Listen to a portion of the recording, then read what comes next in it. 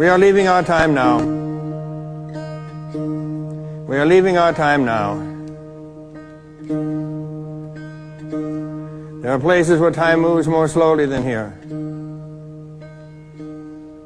We honor all four directions: east, west, north, south. And we also honor the fifth direction, the vertical one, which is in us today, here.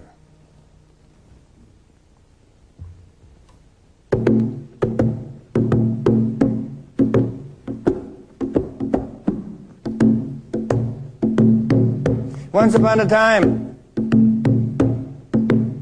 there was a king and a queen, and they lived in a castle. And near the castle, there was a forest. You know, there's always a forest near the castle. And this forest was like other forests, with one exception. When anyone went into it, he didn't come back. 5 hunters went out, and they didn't come back. 10 hunters were sent after them, and they didn't come back. Then 20 hunters went out, and they did not come back. And then 30 hunters were sent after them, and they did not come back. And pretty soon, no one went to that part of the forest anymore. Only occasionally, a hawk or an eagle flew over it. That identifies this as a male story. Hawk and the eagle are male birds. That was the situation. That's the way it lasted for many years. Finally, one day, a young man came, and he said, "Anything dangerous to do out here?" And the king said, "Yes, it is, but I don't recommend it because the return rate is not good." And the young man said, "That's the sort of thing I like. I think I'll go." So he went, taking only his dog with him. Maybe the fact that he didn't go in a group was a part of it. He took only his dog with him, and he walked into the forest, and he walked a long way into the forest, and all of a sudden, a hand came up out of the pond and pulled the dog down. And he didn't get hysterical. He just said, "This must be the place."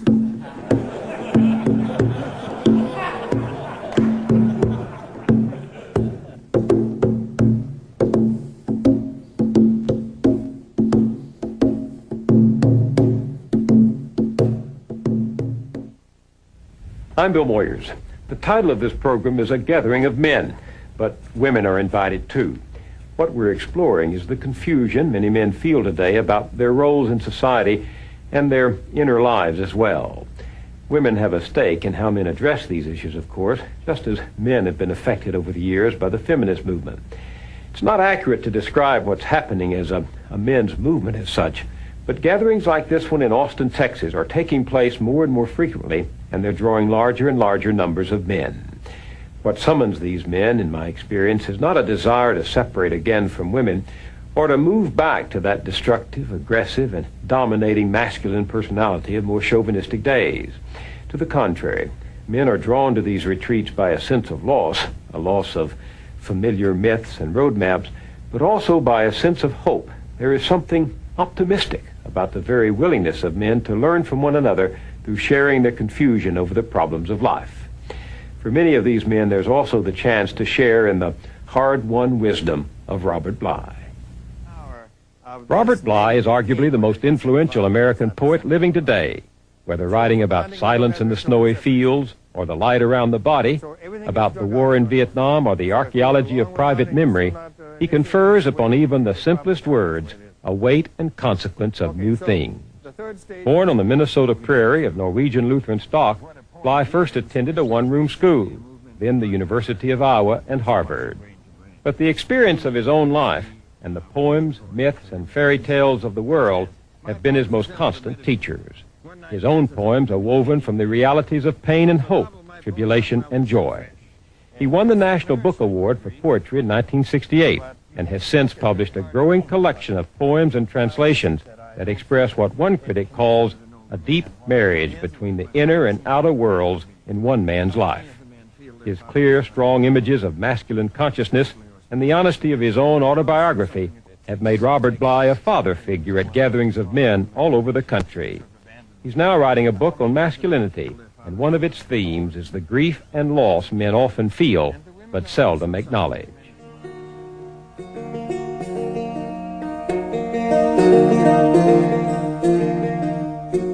I'll begin with a poem by Antonio Machado, the Spanish poet. There's a lot of pain and grief around men these days, and he touches on it here.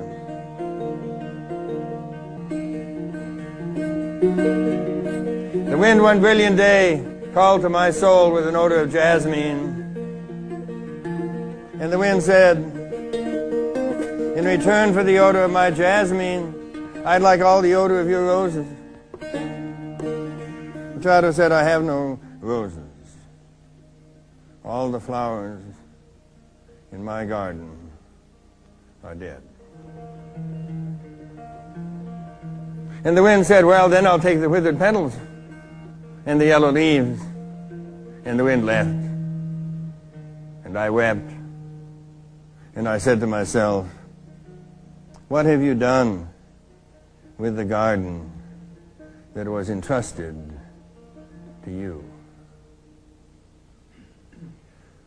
Good poem, I think this feeling of the garden being blown apart doesn't happen much to you until you're 35 or so. The models we were given as men in high school, well, what were they, Eisenhower, John Wayne, they only last till you're maybe 32 or 33. And then you notice that something's going wrong in your business, in your private life, in your relationships. These things don't last. And so around 35, you have to find another image for what a man is or what your man is. Is that clear, that idea? So it takes a little bit of courage to come here. There's lots of men who feel this and then they won't act on it. Or those in their 20s say, I'm doing fine, Jack. I'm fine. It's true that 14 women have left me and 2 beat me up, but I'm doing fine. It's true I'm bleeding from all my pores, but I'm fine. Why a gathering of men? I mean, that's really rare, isn't it, to have a workshop for men only? Maybe 20 years ago it would have been rare, but lately the men in various parts of the country have begun to gather. I think that it isn't a reaction to the women's movement, really. I think the grief that leads to the men's movement began maybe 140 years ago when the Industrial Revolution began, which sends the father out of the house to work. What impact did that have? Well, we receive something from our father by standing close to him. Physically? When we stand physically close to our father, something moves over that can't be described in material terms, that gives the son a certain confidence, an awareness, a knowledge of what it is to be male, what a man is. And in the ancient times, you were always with your father. He taught you how to do things. He taught you how to farm. He taught you to whatever he did. You learned from him, but you had this sense of receiving a food from him. Food. A food from your father's body. Now, when the father went out of the house in the Industrial Revolution, that food ended. And I think the average American father now spends 10 minutes a day with the son. I think that's what the Minneapolis Tribune had. And half of that time is spending, clean up your room. You know, it's a favorite phrase of mine. I know it well. So the Industrial Revolution did not harm father and daughter relationship as much as it did the father and son, because the mother and daughter still stand close to each other and have stood close to each other. Maybe that'll change now when the mother is being sent out to work also. But the daughters then receive some knowledge of what it is to be a woman, or if you prefer to call it the female mode of feeling. They receive knowledge of the female mode of feeling. And the mother gets that from her grandmother, who got it from her great-grandmother, who gets it from her great-grandmother, goes all the way down. After the Industrial Revolution, the male does not receive any knowledge from his father of what the male mode of feeling is. And the old male initiators that used to work are not working anymore. What do you mean, male initiators? Well, in the traditional times, you're not initiated by your father because there's too much tension between you and your father. You're initiated by older, unrelated males is the word that's used. Older, unrelated men. They may be friends of your fathers. They could even be uncles or grandfathers. But they're the ones who used to do it. Then they disappear. Then it all falls on the father to do. Then the father is off at the office. Do you see the picture? Yeah. In fact, in some of the traditional cultures, a night arrives and a group of men show up at a boy's house and they take him away from the home and they don't bring him back for several days. And then when he comes back, he has ashes on his face. Yeah. In New Guinea, where they still do it today, the men come in with spears to get the boys. The boys know nothing about the men's world. They've lived with their mother completely. They say, you know, Mama, Mama, save us from these men that are coming here. Now, all over New Guinea, the women accept and the men accept one sentence. A boy cannot be made into a man without the active intervention of the older men. Now, when they all accept that, then the women's job is to be participants in this drama. So the men come and take the boys away, and the boys are saying, save me, Mama, you know. Then they go across, and the men have built, let's say on an island, they built a house for the boys, an initiation hut. Then they take them across the bridge. Then 3 or 4 of the women, whose boys these are, get their spears and meet them on the bridge. And the old men have their spears, and the boys are saying, save me, Mama, save me, these are horrible men are taking me away, you know, and they fight and everything, and then the women are driven back. Then the women all go back and have coffee and say, how'd I do? How'd I look? So that wonderful participation in it, the women are not doing the initiating, they're participating. And then, as you said, then he'll stay with the men for a year, maybe. Then they will explain to him something has to die. To be born, and what will have to die is the boy. This is what isn't happening to the men in this culture. I was giving a reading in Minnesota in my little town this year, and I gave Rapunzel and the cutting off the golden hair of Rapunzel. And I said to the audience, how many of you, do you remember when you had your golden hair cut off? And then later a young man came up to me at the party afterwards, and he said, I didn't dare say anything at that time, but this is what happened to me. I was about 15, and my parents wanted my long hair off. And I refused to cut it off. One day, they got me and they tied me down, and they cut it off. I started to beat the ground, and I was weeping and hitting the floor. And while I had stopped hitting the floor, I was still weeping, my grandfather walked in. And he saw immediately what had happened. I said, what'd your grandfather do? They lived in Long Island. He took the boy out to the ocean, and he said to the boy, you see this ocean? Now, this is for you. This ocean is going to be here, whether you have long hair or short hair. And only the grandfather can say that. And then that man said to me, you know, he was right. He said, I went away, 6 years later I came back, I looked at the ocean, and wham! It was incredible, like my grandfather had given it to me. I said, unbelievable, unbelievable. That's the kind of thing that the older men do that your father can't do. My father was alcoholic, and he didn't teach me much about the male mode of feeling, but he taught me something. But many men have no father at all, or the father left when they were 2, or the father doesn't say anything, or the father doesn't talk well about feeling. It's natural. It seems to be natural in the American male. It comes from the frontier, apparently. So then, how does he learn the male mode of feeling? He doesn't. And in the 60s, it came to a crisis, I think. Vietnam? Yes. You know, in the Vietnam War, it was as if many of the women offered to initiate the young men. The young men hadn't been helped by their fathers, and they really were betrayed by the older men in the time of Vietnam.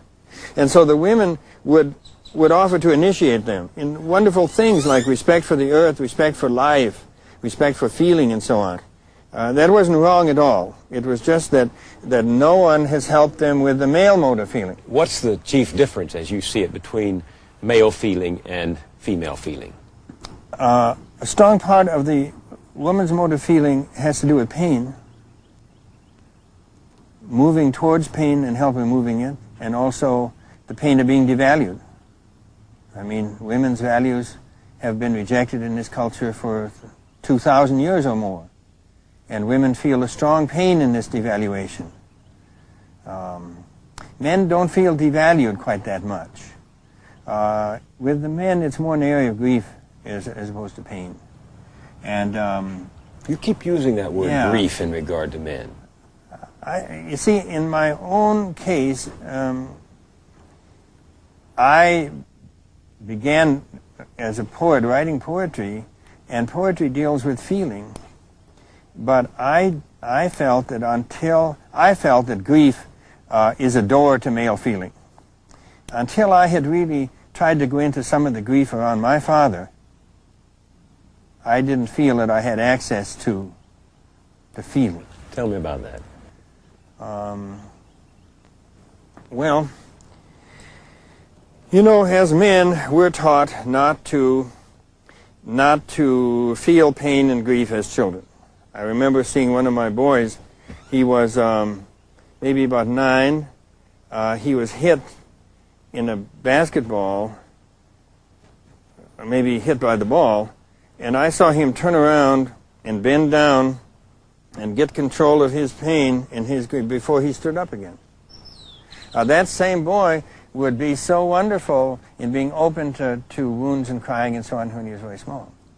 But, you know, the culture had said to him, you cannot give way to that. You must turn around, and when you must turn around, you must have a face without pain or grief in it, right? So therefore, as the son of an alcoholic, I received that. I mean, you know, when you're in an alcoholic's family, you're hired to be cheerful. That's one of your jobs. You're appointed that way. One is hired to be a trickster, another, I was hired to be cheerful, so that when everyone asked me about the family, I'd have to lie in the cheerful way and said, oh, it's wonderful. Yes, indeed, we have sheep, you know, and we have chickens, and everything's wonderful. Well, then, if you can deny something so fundamental as the deep grief in the whole family, you can deny anything. How can you write poetry then, if you're involved in that much denial? So the word denial was very helpful to me. Did you resent your father? Did you feel... No, I think that what happened was that, as far as the grief goes, being appointed to be the cheerful one in the family, I would tend to follow a movement upward like this. More and more achievement, more and so on. That's what you do. And finally you redeem the family's name by doing this. Well, I got to be about 46 or so, and then I realized how unsteady I was, and how my own poems didn't have... Well, I didn't even mention my father in my poems until I was 46. Not once. So I'd look at my poems, they're good poems, but there's something missing in there. And then I began to realize that in the ancient times, the movement for the man was downward, a descent into grief. Before you're really a man, that descent has to take place. It's referred to in the fairy tales as the time of ashes and the time of descent. So I wrote a poem at that time. And it was the first poem, I must have been 46 or 47, it was the first poem I'd written in which there was some sort of grief. I'll read it to you. You want to hear it? Mm-hmm. It's called Snowbanks North of the House. Maybe you know the poem. Snow comes down from Alaska, you know, and then stops suddenly. And I noticed that little place there where something stops and doesn't go further.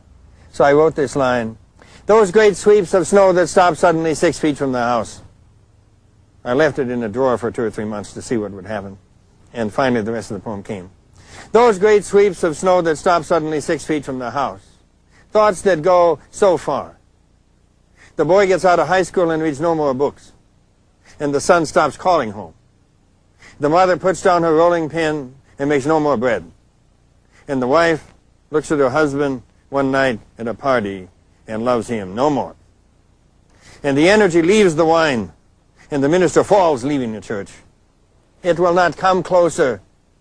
And the one inside moves back, and the hands touch nothing, and they're safe. And the father grieves for his son, this is Lincoln, and the father grieves for his son, and will not leave the room where the coffin stands. He turns away from his wife, and she sleeps alone. And the sea lifts and falls all night. And the moon goes on through the unattached heavens, alone. And the toe of the shoe pivots in the dust. And the man in the black coat turns and goes back down the hill. No one knows why he came or why he turned away and did not climb the hill. What did that do for you? Well, to me, it was the first time that I had felt my words being involved, not in the New Age ascent, not in higher consciousness, but a movement down when you break off the arc and you move down and you go down towards your own. In that case, it had to do with the possibility that my life is not going to be a series of triumphs, that what is asked of me is not to ascend but to descend. But how about in relation... That meant I had to start paying attention to my father. Here. There. In other words... But he was here. You didn't have him out there. He was out there, too. In other words, how shall I say it? Oftentimes, my mother and father were living on a farm a mile from where I was. I would go over and see them. My father had lost part of one lung, and he would be lying in the bed next to the living room. I would go and sit and talk with my mother for an hour because I was probably in a conspiracy with her early on. And if I remembered it, I'd say goodbye to my father before I left. Now, my father's lying out there. How do you think he feels about my talking with my mother for an hour? What can he do? He thinks, well, that's nice, they have a good relationship. But how about him? So therefore, I realized that I had been in a conspiracy with my mother to push my father out since I was 2 or 3 years old. And I decided at this same time I wrote that poem, it's time for this to end. I don't want to be in this conspiracy anymore. So what I did was I would go in and sit down with my father. And my mother would wait for me to come into the living room. And I didn't. I'd sit down next to him. He's not a great conversationalist, but we'd talk a little bit. And eventually my mother would have to come in and sit down in the bed. And then we all knew that some change had taken place.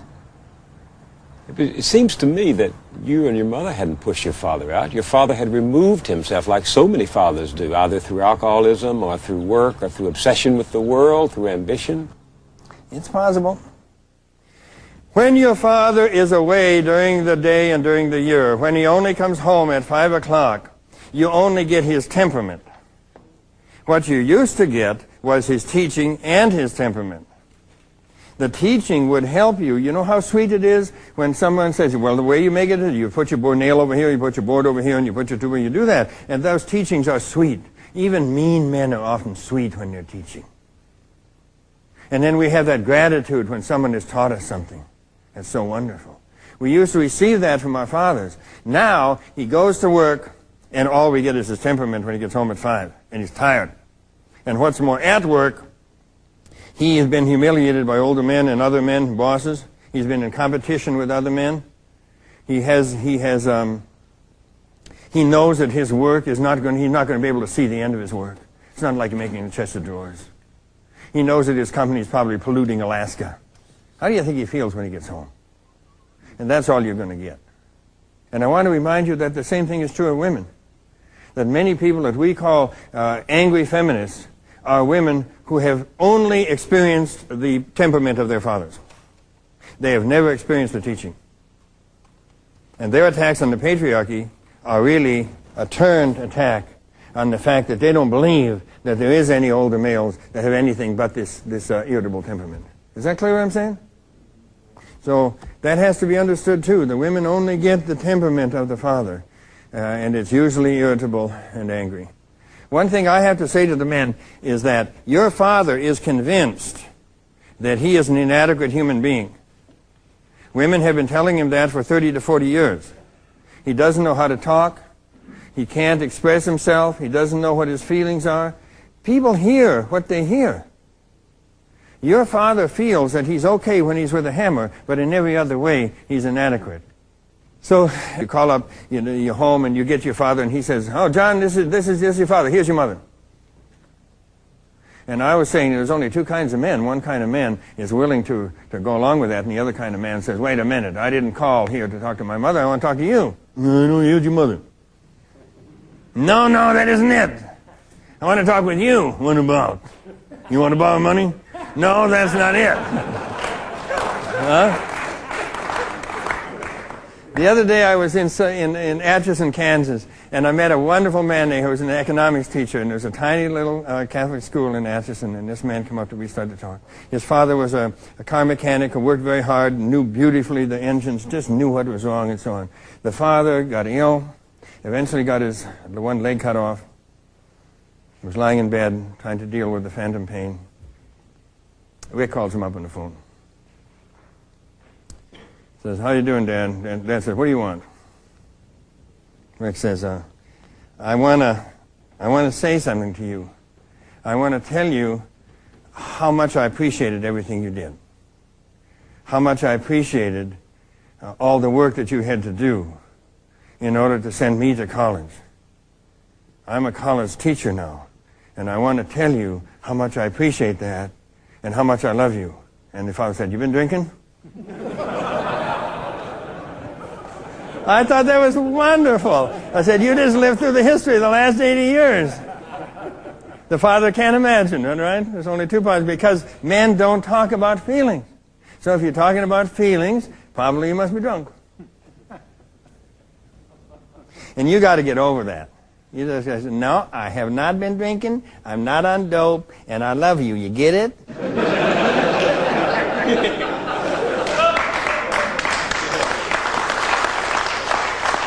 I'll read you a poem. It is the first poem I did at all connected with my father. In fact, it's the first one in which I used the word father. It isn't my father, but it's a poem called "Finding the Father."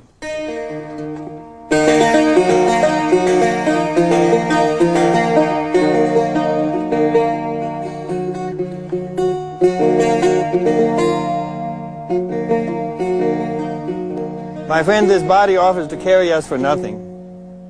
This body offers to carry us for nothing, as the ocean carries logs. So on some days,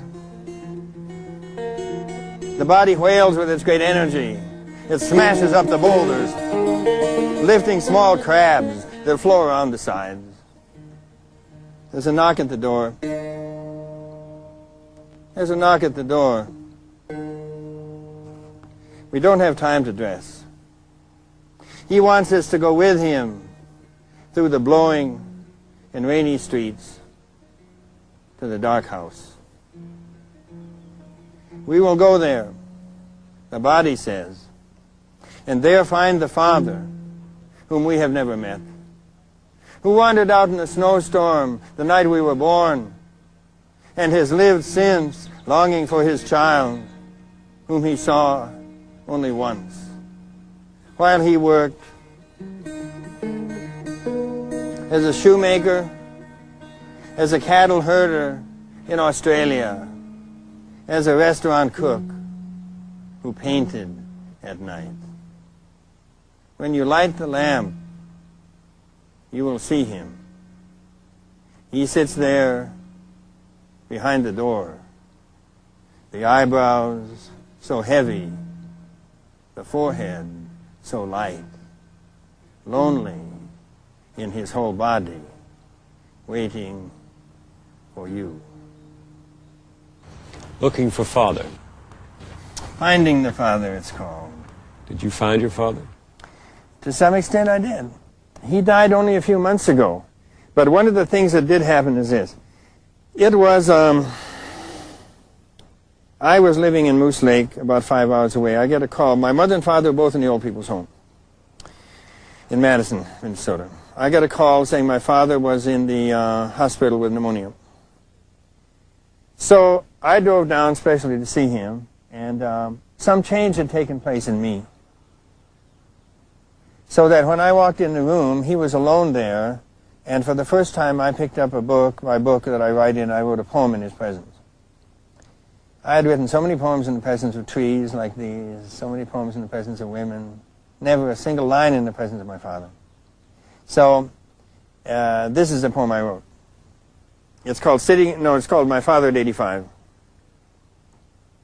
His large ears hear everything. A hermit wakes and sleeps in a hut underneath his gaunt cheeks. His eyes blue, alert, disappointed, and suspicious. Complain, I do not bring him the same sort of jokes the nurses do. When the nurses come in, he's right. He is a small bird waiting to be fed, mostly beak, an eagle, or a vulture, or the Pharaoh's servant just before death. My arm on the bed rail rests there, relaxed, with new love. All I know of the troubadours I bring to this bed. I do not want or need to be shamed by him any longer. The general of shame has discharged him, he's probably a lieutenant, and left him in this small provincial Egyptian town. If I do not wish to shame him, then why not love him? His long hands, large, veined, capable, can still retain hold of what he wanted. But is that what he desired?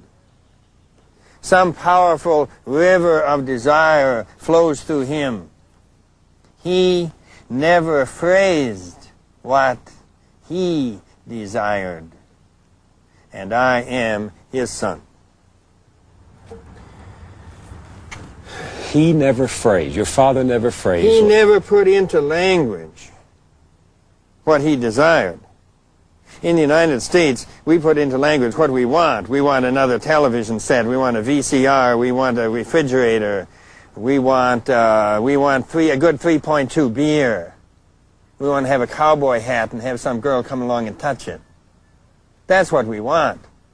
But in television, we never talk about what we desire. What you desire is something you're never going to get, so that gives it a little fragrance. Wait, what do you mean by that? We're going to desire something that you're not going to get? Well, someone says, I want to be as great a poet as Shakespeare. You're never going to. I desire to be as great a poet. That's not going to happen. But it's sweet to desire it. In the 13th and 14th century, they did desire. They desired God. They desired to have God as a lover, for example, with the Provençal poets and all of those, and the Sufis, the Muslims at the same time. You know that Muslim poem, it's a Rumi poem, I want to kiss you. Answer, the price of kissing is your life. Now my loving is running towards my life, shouting, what a bargain, let's take it. That's a poem of desire, isn't it? Yeah. It's a poem of desire, not of wanting. So if our parents could have phrased what they desired, our lives would have been different. Why do fathers have such a hard time talking to sons about desire, about what they really I don't think the mothers phrase what they desire either. Yes, but... the grown-ups don't phrase what they desire. Why? Well... Do they know? Do we know? I think they brood about it a lot. You know, my father spent many hours. I saw him lying in bed brooding. And he was brooding about something, and I think it was on what he had desired to do. He had to go onto the farm because his own father had a heart attack. He himself read a tremendous amount. One of his favorite people was the Prince of Wales. He read everything about the Prince of Wales. Now, it must be, you see, that the Prince of Wales abdicated. And I think my father felt that he had abdicated from what he desired in order to raise his family and so on. I think so. That must be one of the connections. But that's... So therefore, it was painful for him to talk about what he desired. Everyone comes into the world with a certain way he wants to be fathered. And every father comes into the world with a certain way that he wants to father. What if they don't mix? What then? That's the way it with most of us, isn't it? We wanted to be fathered in a certain way, and our father didn't do it, so we complain. But it's better to go to the father and say, how did you want to father? And he says, well, the problem is that I wanted a violinist son, you know. Well, I wanted an athlete son. I really did. I remember my daughters came first. And it was 3 or 4 or 5 years before I had the sons. And my daughters still say to me, Robert, Dad, they say, do you remember how you used to buy all those little green tractors for us? I'd go to the store and buy I love these little John Deere tractors, you know. And they knew that I was trying to father a son. And they were charmed, but weird. So therefore, you ask your father how he wanted to father. And then you tell him how you wanted to be fathered. You know, what I wanted was this, and I wanted this. It takes a lot of work to go down to what you want, because what you wanted, you still want. And it's good then, if you're with a woman, to say to her, look, this is the way I wanted to be fathered by my father, and I want you to write this down, because I'm going to ask you to do it. And you better not do it. Don't do it. Write it down, will you? And then when I try to ask for that for you to say, wait a minute, that's one of the ways you wanted to be fathered. I'm not a father. Oh, I missed that. And then be sure to ask your wife or your girlfriend, how did you want to be fathered? Ooh, wow. And if she's able to lay that down, and you check off number 1, you got angry about that last week. Number 2, that was the time we went down to California. She will want to get from you the fathering she didn't get from her father. And you're the only one that can move into that and help with that and try to get it clear. And then you have to say to her over and over again, I'm not your father. You know, I kind of wish I were, but I'm not. And I can't give you that. And Alice Miller says a wonderful thing. She says, when you were young, you needed something you did not receive. And you will never receive it. And the proper attitude is mourning. Mourning is the proper attitude. Not blame, mourning. And she says another thing so wonderful. She says, you know, when you came into the world, you brought this fantastic thing with you, coming from centuries and eons, and you brought this amazing energy in from animal life, reptile life, other planets and everything, and this incredible energy you brought in, and your parents didn't want it. They wanted a nice boy. They wanted a nice girl. You couldn't believe it. That's your first rejection. It's pre-verbal. That's why encounter groups won't get to that. That's your first rejection. It's profound. They didn't want the energy you brought. They wanted a nice boy or a nice girl. So when you're small, you realize you can't fight against that stuff your parents want a nice... So you make up a kind of a false personality. T.S. Eliot wrote about that, the love song of J. Alfred Prufrock. You invent a false personality, and you survived. And then Jane Alice Miller says, now please, you've got to forgive yourself for that. Because you did it to survive, and you did the right thing. You did the right thing. And the proof of it is that you're alive right now. Why do you think there's so much confusion today over what men are? Well, you know, you want to put it in terms of high school. What were we given as models in high school? John Wayne? A horse? The models we were given for what a man was in high school don't last past the age of 32 or so. Around 35, men begin to realize that the images they were given of what a man is don't work. They don't work in their job, they don't work in their relationship, they don't work in the marriage, they don't work. So what happens when these high school images fade? Well, I think that there's a deep sense of failure and a sense that you're inadequate. I think that the absence of the father standing next to the son and giving, I don't know what you call, cellular significance, cellular confidence that we talked of earlier, when that's gone, then you judge yourself a great deal more. And when it seems to you you're failing in your relationship, what was it that Maggie Scarf said, that the typical relationship in the United States involves the woman chasing the man to try to get him to talk more, and the man fleeing. But she doesn't chase him fast enough to really catch him, and he doesn't run away fast enough to really get away. That's the game that's played. But then you see, the man can't turn and face her in a way, because without a clear sense of what it is to be a man, he cannot turn and say, wait a minute, I know what I want in a relationship. It isn't exactly what you want. Let me tell you what it is. And so he feels, and since the woman knows what she wants in a relationship, he again feels inadequate. So I would say that the primary experience of the American man now is the experience of being inadequate in your work. You can't achieve what you want to. You feel inadequate as a man because you don't feel that you have any close male friends, and you don't know why. You feel inadequate as a husband because your wife is always saying that you don't talk about your feelings enough, and you don't know what your feelings are. And I say to women, you know, men are not hiding their feelings from you. When they look down in, they don't see anything down there. And I know that. It's a feeling of numbness that comes early on in life as a man. Do you remember when you first began to get in contact with your feelings as a man? It was because I had decided in college that I was going to write poetry the rest of my life, which is a very rash decision for a Lutheran.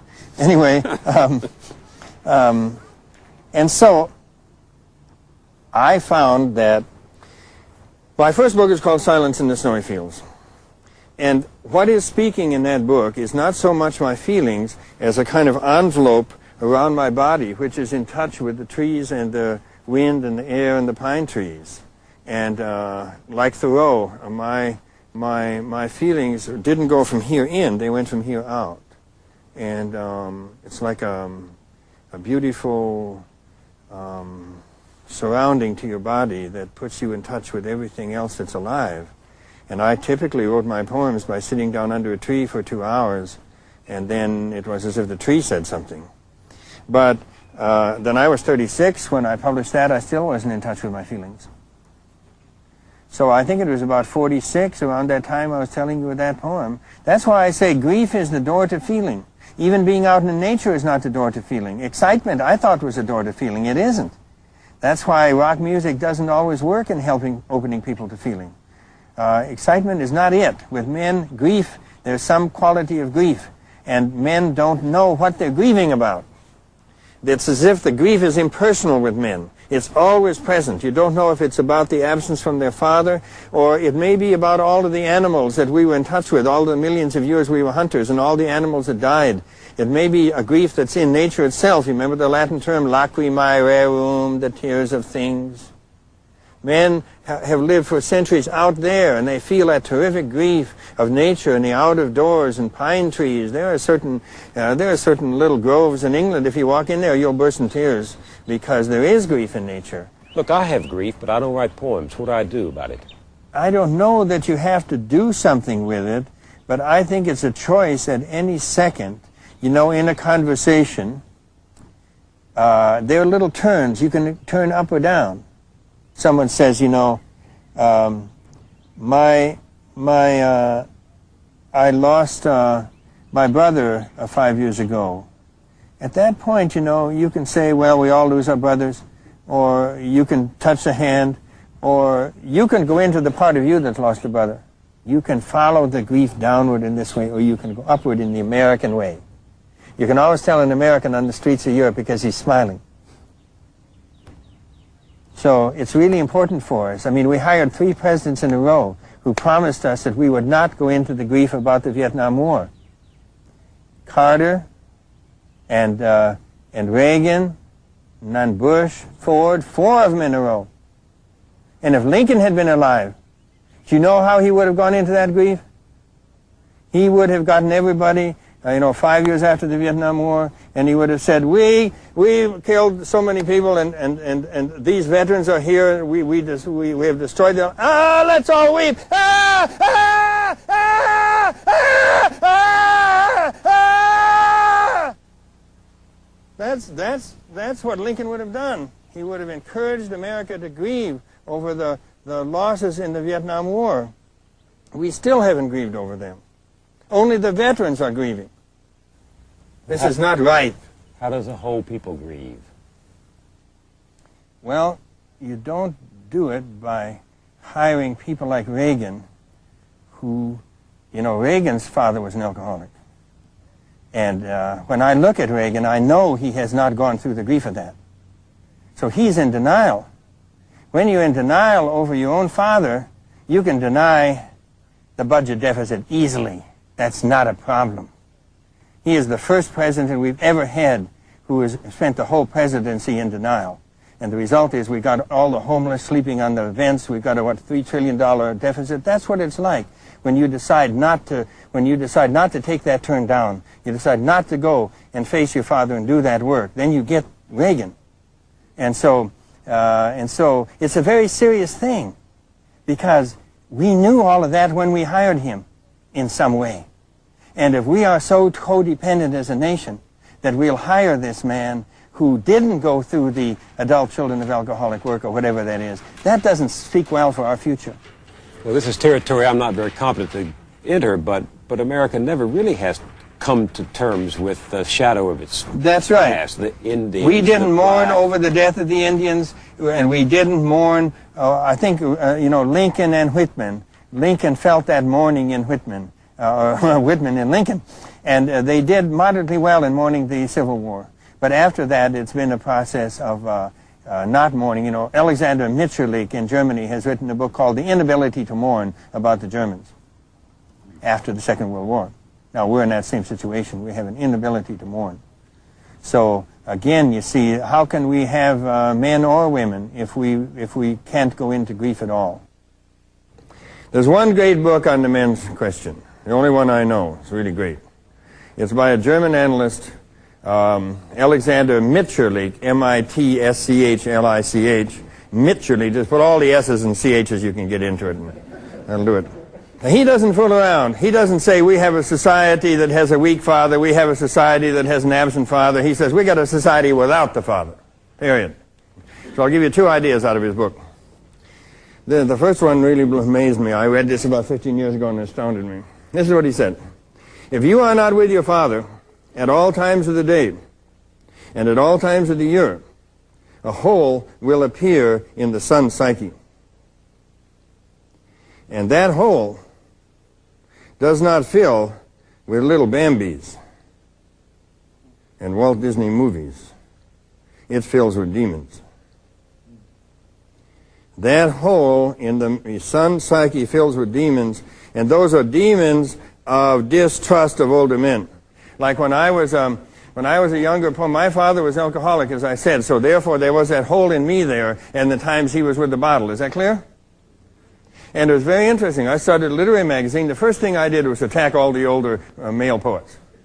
I noticed I left the older women alone, but the older males, I went for them, and I got my bow and arrow out, and when an arrow went right through their bodies, it felt really good, boy. And it wasn't until 10 years later I looked at it and said, God, that is weird. And it caused them pain. I didn't give a damn. It caused them a lot of pain. So you got to look in your own soul and see what effect these demons have had on you. And if you do not have the trust of the older men, then you'll tend to go to women and get whatever you want from women. And that doesn't work too well, because there are certain things that women cannot give. Do you understand me what I'm saying? They try, they really do. But there are certain kind of assurances that we can only get from older men that you cannot get from women. And then we blame the women for not getting it, they feel guilty, etc., etc., etc. You cannot kill demons. It's an old tradition. For example, Marie-Louise von France says that every woman now, after the patriarchy, has a small figure on her left shoulder, about 1.5 inches tall, who says to her, you know something, you're nothing. You're absolutely nothing. You're totally worthless. You'll never write works of art. You know why? Because you're a woman, and all women are nothing. And she describes this little figure as a demon. And I heard a bunch of women say to her one day, Miss von France, can you kill this little demon? She said, no, you can't kill him. All you can do is educate him. To be a man means that you need to develop the warrior, which means that you are not always obeying the body. Robert Moore of Chicago, who is doing wonderful work on the warrior and the king, I heard a tape of his, and he said, now all of you who are in graduate school, if you don't have the warrior, you're going to be in trouble, because you have to do a lot of unpleasant things in graduate school. And he said, I'm writing a book. If I don't have the warrior, I'm not going to finish this book. The warrior enables us to go. When the body says it's let's quit and get some Haagen-Dazs, The warrior says, no, no, no, no, no. Your body's okay when you're getting a massage. Right for now, we're going to do the task, and we're going to continue. Joe Campbell had a great warrior. In his 20s, he read 9 hours every day. That's the warrior that enables him to do that. So the warrior in men is not always the one that's out there killing people. That's not it. It's the one who is able to pursue a task until it's finished. And the warrior usually has a cause transcendent to himself. Transcendent to himself, which means I will do it even if I can't explain it to other people. Yes, I'm not doing it for my good. I'm not doing it for selfish reasons. I'm doing this for a cause that I believe in. The traditional way it's said is that the warrior works for the king, and the king is the one connected to the sun and to the spirit and to God.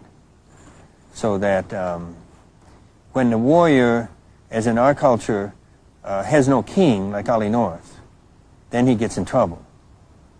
You know, the Japanese tell a story about it was a little pond, and the leader of this pond, I don't know, disappeared. So they hired the heron to be the king, and the heron ate up everyone in the pond. Because he was a warrior, he wasn't a king. The warrior will eat up everyone in the pond if he doesn't have a transcendent cause. So, but the Americans are very weak in the warrior now, the American men. The Japanese men were strong in the warrior during the Second World War, and they somehow transferred that into their briefcases and into their VCRs. And so we don't have warriors to stand up against them, even in the business world. Robert Moore, again on the warrior, has said wonderful things like the only warriors we have in the United States are the negative versions of it, the shadow versions, who are the drug lords. They're the ones. We need warriors in the city who are able to stand against the drug lords. But instead of that, we have only negative warriors. But when you use the word warrior, most of the people watching and listening are going to say, well, he means the slayer, the No, the warrior is not, in general terms, is not sent out there in order to harm and damage others. The warrior is a defender of the boundaries. When you live in a dysfunctional family, then people in the family cross your boundaries all the time. They will open the door, they'll say things, their mood is the strongest in the house, your moods mean nothing. You understand what I'm talking about. No, sure. And when you're 3 and 4 years old in relation to grown-ups, you have no boundaries. They simply do what they want. And the sexual abuse really means, that didn't happen to me in a strong way, but it means you open the door and you go in. There's no way you have no boundaries. So the adult man and the adult woman needs to have a warrior so that they can hold the boundaries. So that one way that I see it now is that when we're 3 and 4 years old, the doorknob's on the outside of the door. Now I have to understand I'm not 3 to 4 years old now. I'm a grown person. And if I want to get the doorknob on the inside of the door, I will. If I do not wish to be shamed, that's my choice. But the hardest thing is to realize you're not 4 years old. Yeah. So therefore, with my father, I do not want or need to be shamed by him any longer. Well, that means that there's been some movement to get the doorknob on the inside of the door. That's called a warrior. A warrior is not someone that goes off and kills. That's the negative warrior. That's the one that's without the king. But each of us needs our warrior desperately. Women have a very fierce warrior in them, you know. Mm-hmm. They have a very fierce warrior. And I would say that the women in the last 20 years have much greater sense of their own boundaries than the men do. So, I have felt that the men have suffered a great deal in losing the wild man, which is a certain form of spontaneity connected with the wilderness itself. And they've suffered a great deal since the Second World War in losing the warrior. It's very strange how this works. We gave up the king. That is, we founded our country with getting rid of the king. And you know, the king is weak in American men also. How could it be otherwise? The king being? The king, the part of the man that determines what he is going to do now, what my course is going to be. The king can decide that for himself. This is the inner king, that's the whole image, the one who's down there, yes, who decides. And when he comes in, follow your bliss is what Joe Campbell said. That means that the king decides that. You don't join IBM and then do what your boss wants you to do. That means there's only one king in the whole thing, and that's the boss, and everybody else is a non-king. That's the way the world works. Yeah, that's the way it works. That's the way it destroys inner kings in all of the men and in most of the women.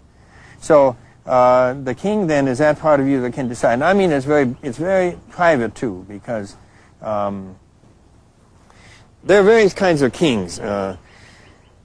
When I am with a group of 200 people, my king is fairly strong. I'll decide what I want to happen that day.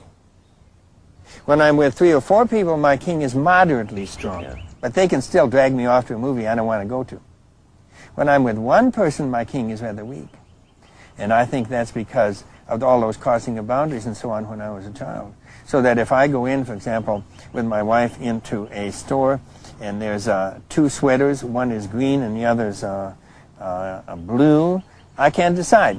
And I say to her, what do you think? She said, oh, the blue is beautiful. Immediately the green fades into some hideous color. You understand me? I do, but I'm troubled by the analogy, because we can't go back to being an aboriginal society. We can't become a traditional society. We cannot restore those images that were transferred to the boy through the initiation, can we? No, but we have a much stronger, resilient man once he goes through the process. They produce a rather brittle one, I think. It's for a purpose, you know, to protect them from the neighboring tribes. But so we're not saying that all of that is good. What I'm saying is that we can't go on any longer without trying to do initiation consciously. We can't go on any longer without trying to be conscious of that which affects us. Because each generation, the men are farther and farther separated from the grandfathers and from the kings and from the inner warriors. And so they're weaker in some way in every generation. Who is telling us today that we are men? Who is in charge of the initiation?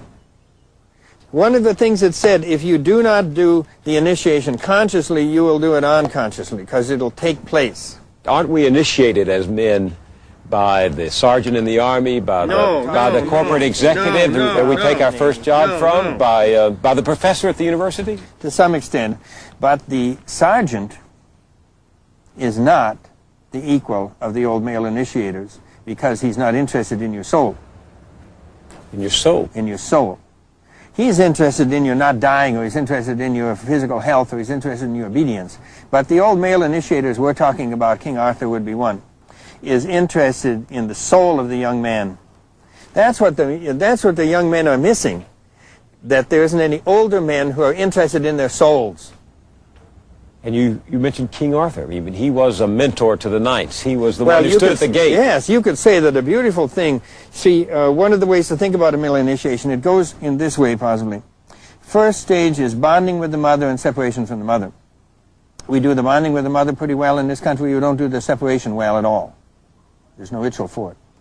Secondly, bonding with the father and separation from the father. Now, we don't do the bonding with the father well. What did Jeffrey Gore say in The Americans? He said, in order to become American, it's necessary, first of all, to reject your father. That's about all that is necessary. You don't even attack him as in Freud. You disregard him as ridiculous. As in all those movies that we're seeing, and all the film strips, and all of the situation comedies in which the fathers are completely ridiculous. You know those? Sure. All over television. The father's a fool, and the woman is a wonderful person and knows everything, and the man is in bad shape, you know, and the woman says, you should have Comtrex. And he says, well, what is Comtrex? She tells him what it is. You mean the man doesn't know what Comtrex is? So there is this feeling in which all over situation comedy, the young males writing that are rejecting their fathers over again in order to become real Americans. Okay.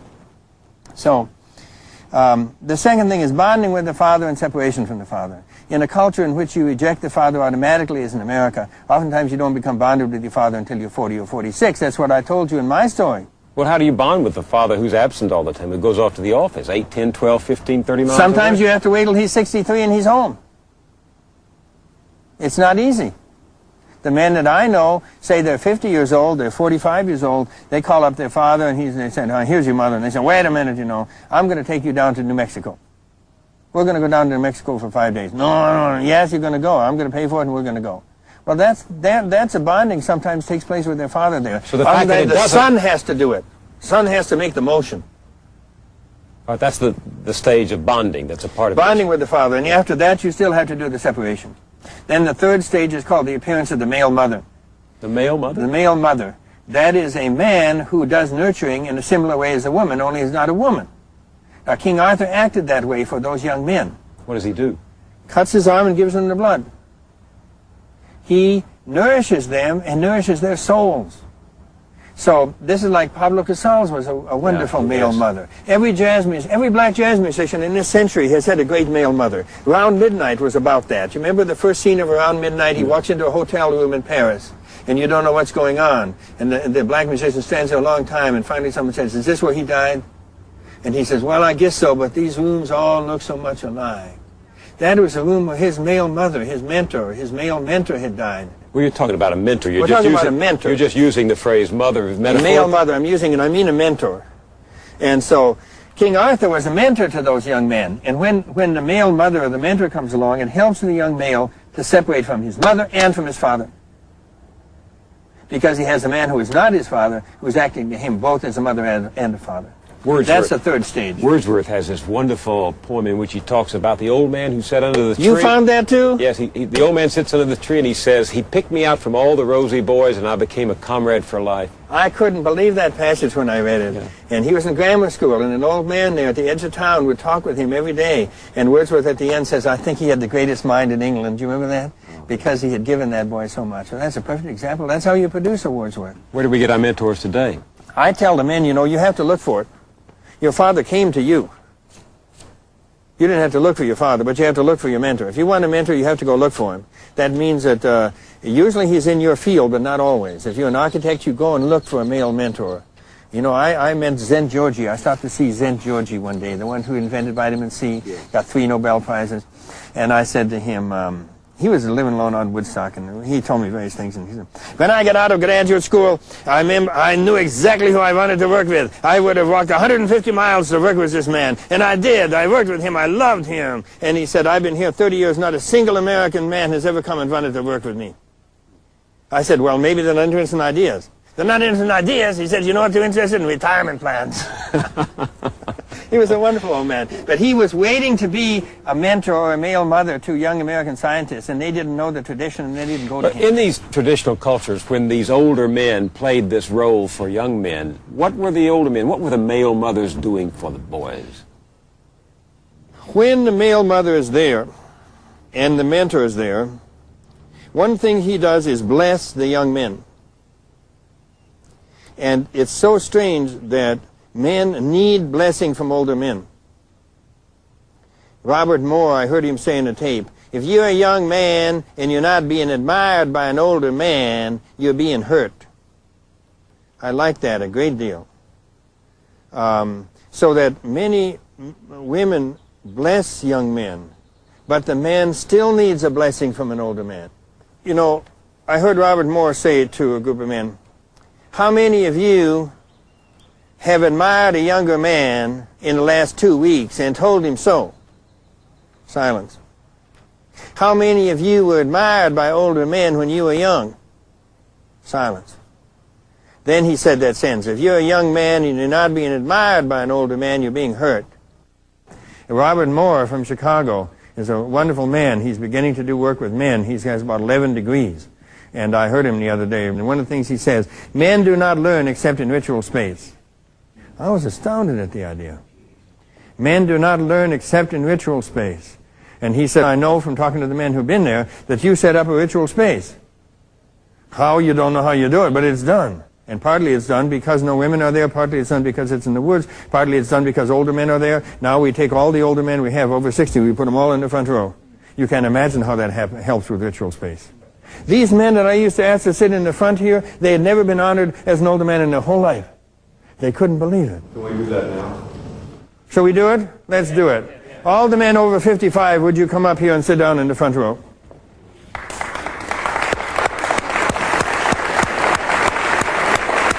Would you come down? Come on over here.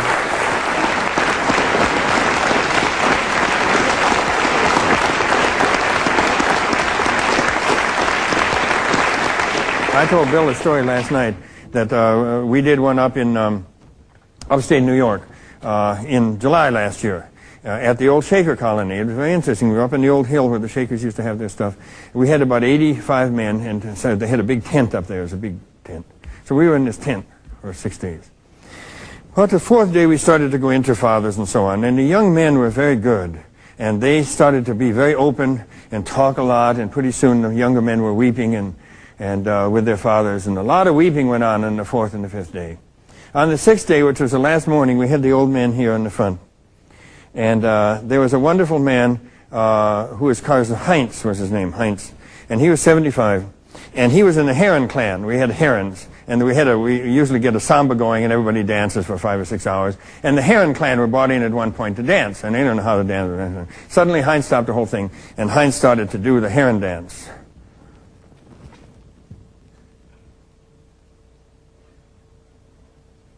You know, it took him 5 minutes. All the young men broke off immediately, went behind Heinz, and they did the Heron dance. So beautiful. He knew that the Heron dance is done slowly, doesn't run fast. He's 75. He knew how to do the Heron dance. And he did that gorgeously. And suddenly all the young men were following him. He was doing the Heron dance that night. The next morning, we were sitting here, and all of a sudden, Heinz had, his wife had died 3 months before, and he hadn't wept for her, because, you know, old people don't weep much at funerals. And he had been given permission by the younger men to weep. And suddenly he started to weep, and he walked up, and another man who was over here, 78, whose wife had died 3 years before, and he hadn't wept for her either. And he got up and went over, and those two old men started to hold each other and weep. And they wept for 20 minutes. And the young men just sat there, and we did a little chant while these two old men wept. That's ritual space, isn't it? You talk about the old men giving young men Zeus energy. Uh-huh. What do you mean, Zeus energy? Well, the way that the king is described in Greek mythology is through the image of Zeus. And Zeus energy is authority that the man takes for the sake of the community. The American Indians up in upstate New York, for example, had a strong chieftainship. The chief was chosen by women. But once the chief was chosen, he had to agree to give up all property. He had nothing that was his. And the authority that he had was for the sake of the community. Now, we don't have Zeus energy in the corporations because they take authority for the sake of their corporation. They take power for the sake of their corporation. Exxon takes power for the sake of the corporation, not for the sake of the environment. Where did you get your Zeus energy? I don't know if I have any Zeus energy. I could just have a big mouth, you know. That's always a possibility. I happen to know that there are a lot of young writers and artists and students who look to you as a mentor. Men didn't trust me until I was maybe 45 or 50. And I don't know what that was. I noticed it. They were right. So that whether it was they were right not to trust me. Why? That's right. If I don't have a connection with my father, where's my grounding? If I don't have a connection with grief, where's my grounding? So somewhere along the line, because of the various disasters of my life, I must have gotten in touch with some sort of grief, and then I've done a lot of work to try to maintain my connection with my father and deepen that. And but you know, I think that's something there. I don't know what it is. Robert, how can a 46-year-old man bond with his father after those long years of estrangement? I wrote a poem on that subject, and it says it must have been a fire that nearly blew out, or a large soul inadequately feathered that became cold and angered. Some 4-year-old boy in you, chilled by your mother, misprized by your father, said, I will defy, I will win anyway, I will show them. When Alice's, that's my mother's, well-off sister offered to take your 2 boys during the Depression, you said it again. Now you say the defiant words to death. This 4-year-old old man in you does as he likes. He likes to stay alive. Through him, you overwhelm, overlive, get on top. You gave me this, and I do not refuse it. It is in me. So that I realized then that my father gave me this, I will defy, I will win anyway. And that's a gift. It's not the gift I wanted. My other father was Yates. He was my male mother. He wasn't alive, but your mentor doesn't have to be alive.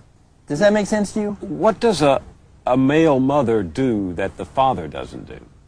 The father cannot do initiation well with the son because there's too much tension. You're both interested in the same woman. That's a problem. And when men recognize that their father, when the initiators are gone, then there's no one to welcome the young man into the male world. And all young men are angry about that. When you're looking at a gang, you're looking at young males who have no older men to welcome them into the male world. They're trying desperately to do it themselves. They're trying to teach each other what courage is, how much pain you should endure, what a cause is. They're trying to do it. It doesn't work because young males cannot initiate each other. But they're angry at the absence of the older males who are not doing that. Well, when this group of old male initiators disappears, then everything falls on the father. The father's supposed to do everything. And when the young men that I talked to realize that their father could not have done that, then they begin thinking of the things their father did do to try to initiate them. Oftentimes they're touched, they weep when they think of the possibility. So when our father was only intended to keep us through the age of 35 and make sure we didn't get eaten by ants and stuff like that. He was never intended to initiate us.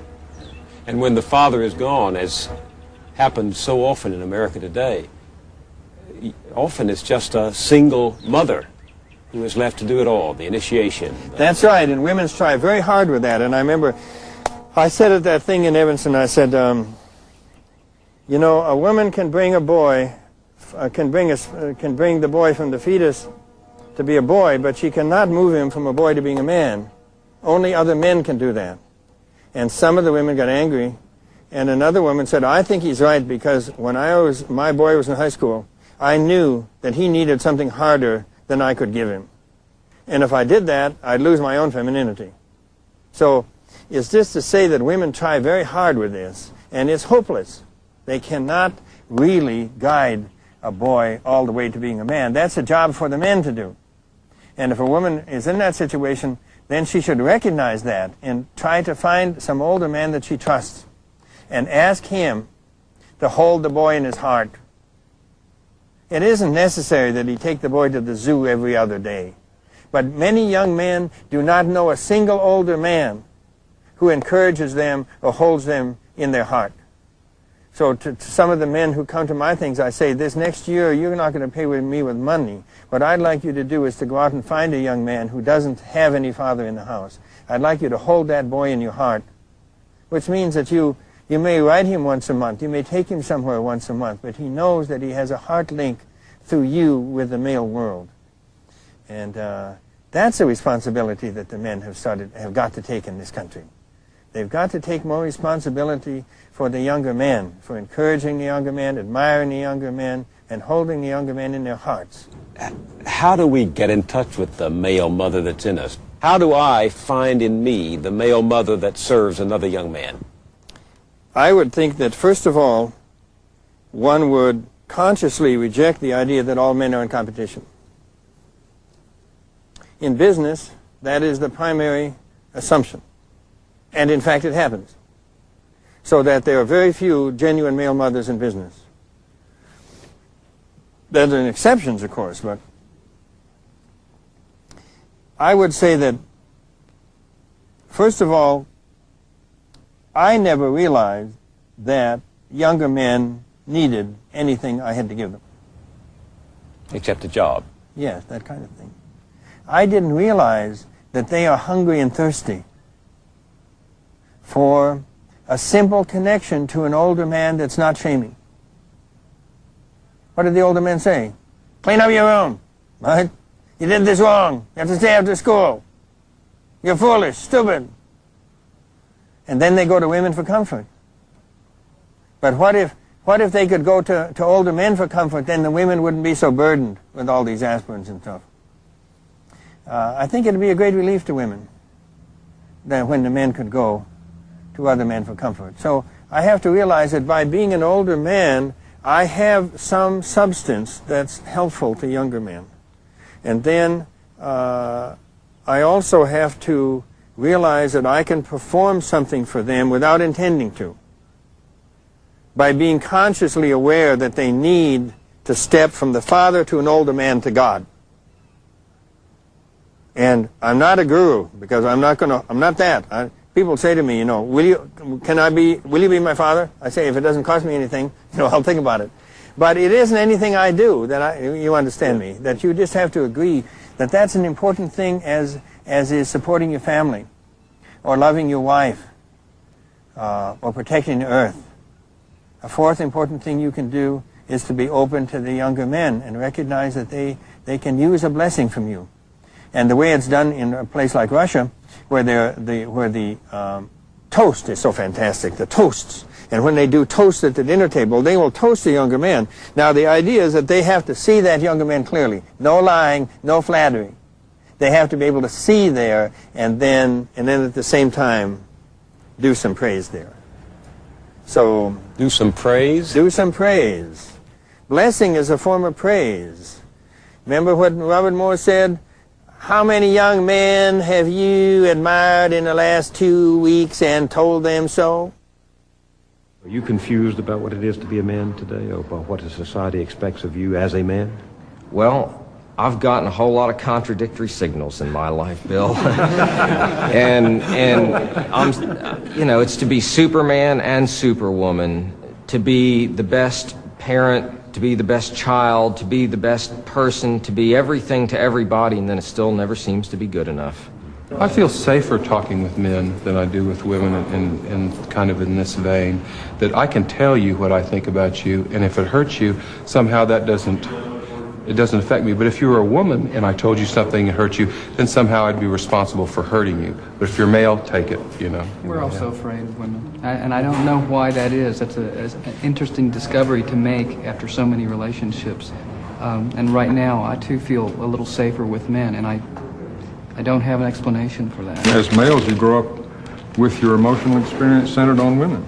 Right, and yeah, that's right. And all the political and economic and military power in the world doesn't erase that dependency. And so one feels hamstrung sometimes in the presence of this kind of womanly power. And we deal with that at home. We deal with females at home, but we don't ever have other males, with the exception of our sons. We don't ever have other males that we can talk to that about. But I can talk to my wife about female point of view and that. But I very seldom do I get together with guys and talk about it. I realize I desperately want to heal my relationship with my father, and it's very difficult for me, and I see a lot of issues in my life that I become frustrated with myself, and I blame myself a lot, and now I realize my dad is, as strong as my feelings are for and against him, still very important to me, and I do much better with that when I realize that there are other men that also have that as an important issue in their lives. For some of us, the problem is all the more poignant. Our fathers have died. How do we resolve that?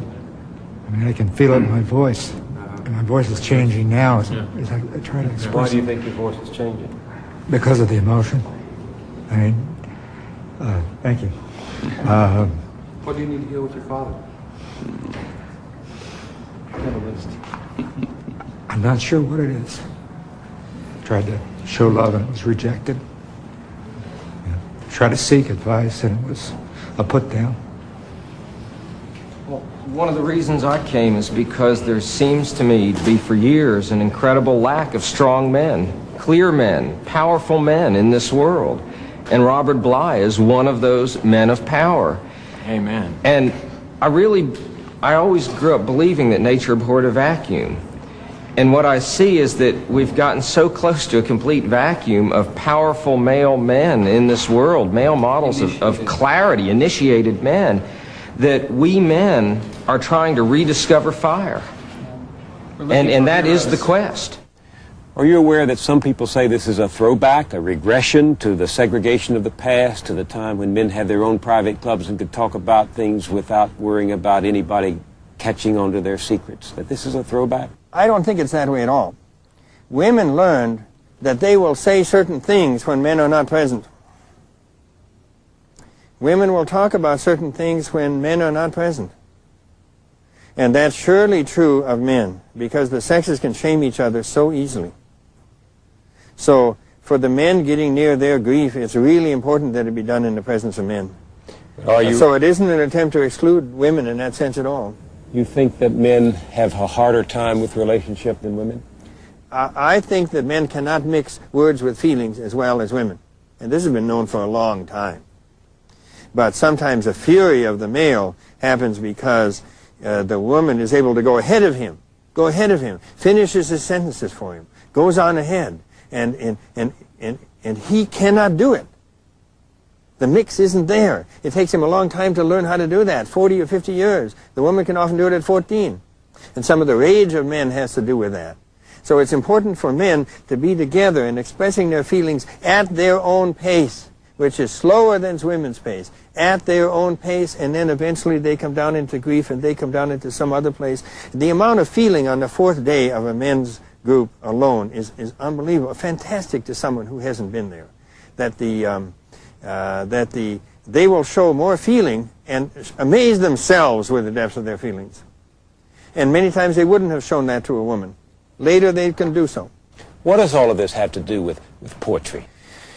Well, you know, there's two kinds of men's groups. In one kind of men's groups you use psychological jargon, which is okay, but those men's groups usually end up complaining about their wives for 3 months and then it stops. The other kind of men's groups in which they use mythology and fairy stories. The fairy stories were in this territory long before us, and when you go into the male area through the fairy story, you find that many men have had this suffering long before you. So therefore, mythology I have found to be wonderful in teaching, in trying to teach, to use story and mythology. Fairy tales in particular? Yeah. Why?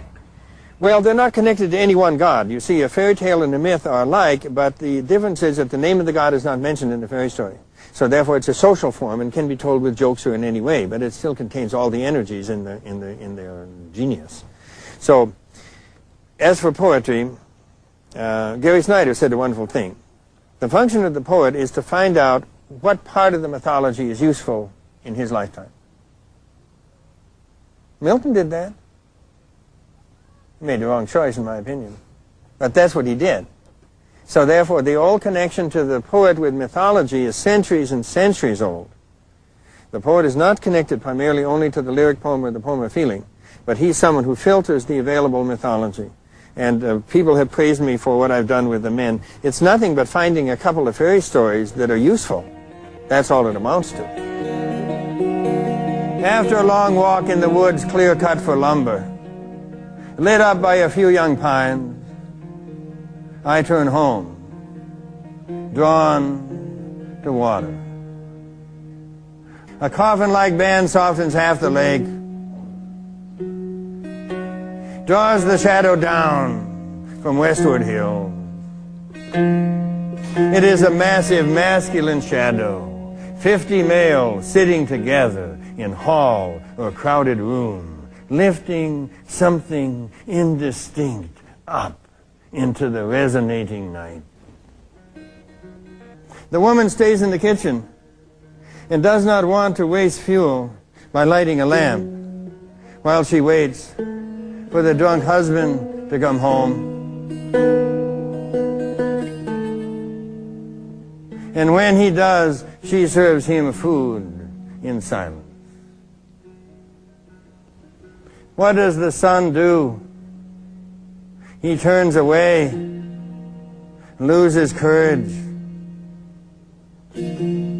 goes outdoors to feed with wild things, lives among dens and huts, eats distance and silence.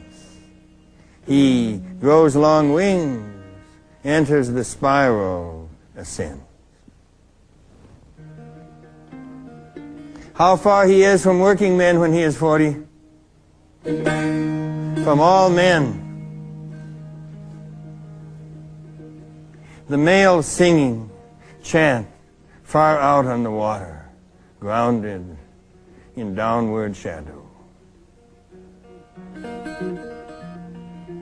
He cannot go there because he has not grieved as humans grieve. If someone's head was cut off in my family, whose was it? The mother's or the father's? Or his?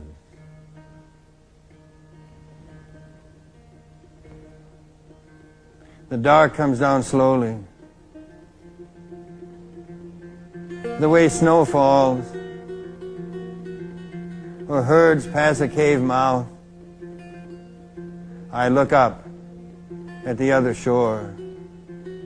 It is night. From Austin, Texas, this has been A Gathering of Men with Robert Bly. I'm Bill Moyers.